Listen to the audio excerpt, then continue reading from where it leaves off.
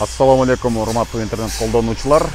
Ош шаарынын тургундары, биз азыр Ош шаарынын юго-восток кичи шаарчасында турабыз. Бул жерде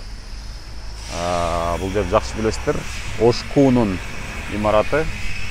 Бул жакта болсо, сиздер көрүп тургандай, кызыл сызыкка чыгып кеткен жеңил курулуштар бузулууда.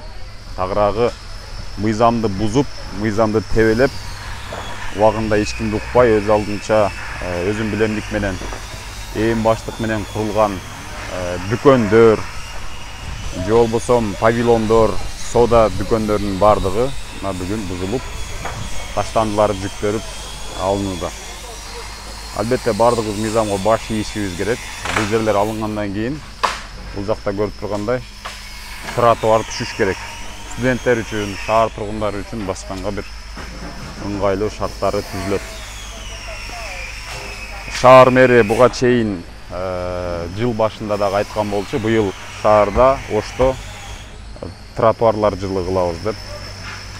Мына ушул сиздер көрүп турган жеңил конструкция толугу менен бузулуп, бардыгы ташылып алынууда. Бул өз кезегинде эң туура кадам деп ойлойм, анткени элге, жашоочуларга ыңгайлуу шарт түзүлүш керек. Мына ушул линиядагы жеңил курулуштардын бардыгы алынат болуш керек. Бул жакта болсо, ошол таштандылары жүктөлүп алынат.